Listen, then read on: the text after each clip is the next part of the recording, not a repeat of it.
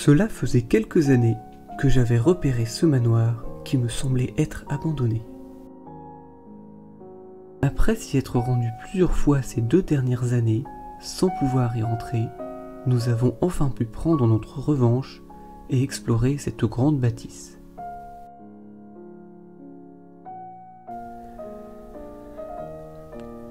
On commence la visite par le vestibule. D'entrée de jeu, on se rend compte que l'on a affaire à une maison qui impose. La pièce est finement décorée et donne sur un magnifique escalier en pierre avec des rambardes en fer forgé.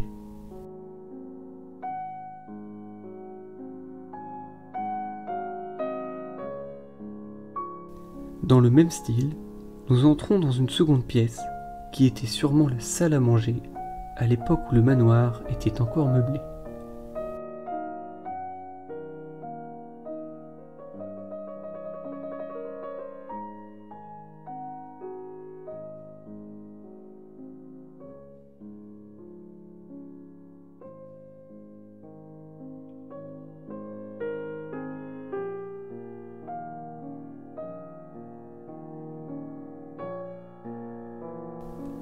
Juste à côté, on trouve la cuisine. Une pièce de taille bien plus modeste, mais qui reste tout de même impressionnante par sa taille.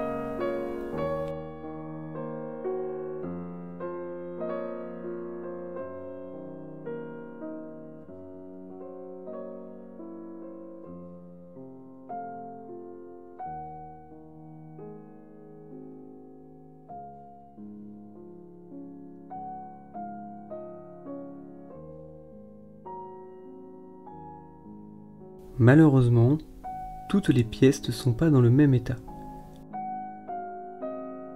Ici, des travaux d'étayage ont même été entrepris pour éviter un éventuel effondrement.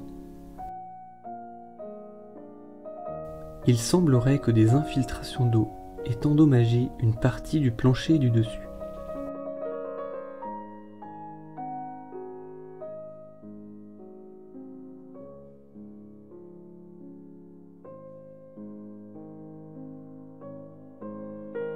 Toujours au rez-de-chaussée, il y a ce salon qui, contrairement au reste, semble encore un petit peu meublé.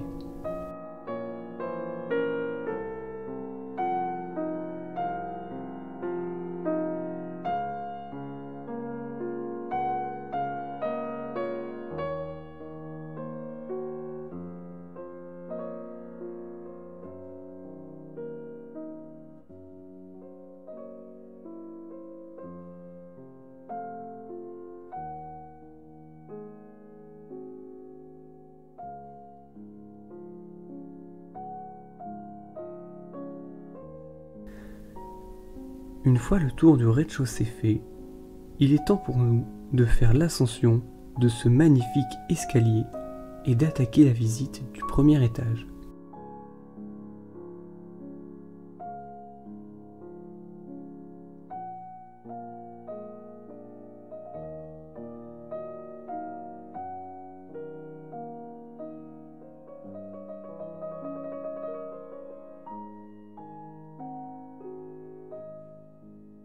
Avec du parquet à la française, des boiseries et cheminées en marbre, l'étage semble aussi richement décoré qu'en bas.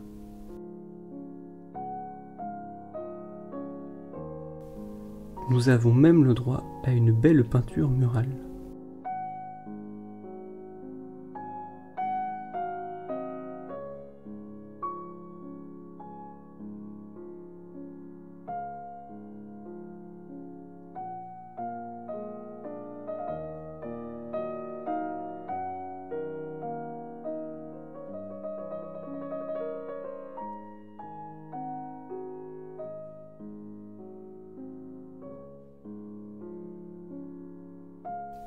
Les livres sont finalement les objets les plus nombreux qu'on ait trouvés lors de cette visite. Il y en a presque dans une pièce sur 2.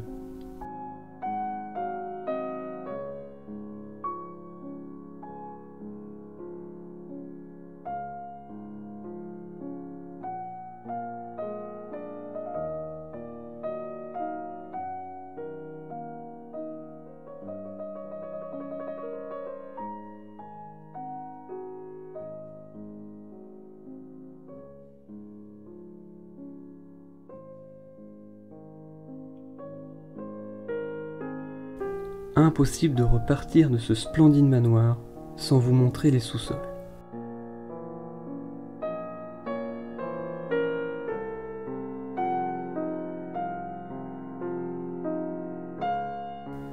C'est de très loin la cave la plus impressionnante que nous n'ayons jamais visitée.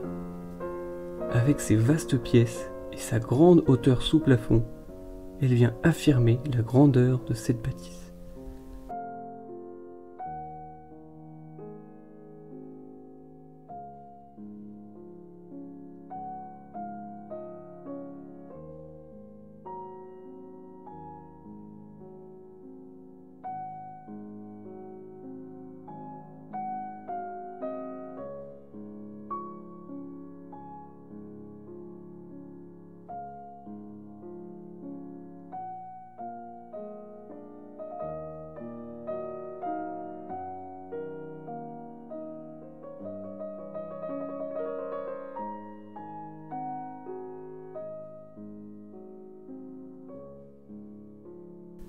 Voilà un magnifique endroit, comme je les aime.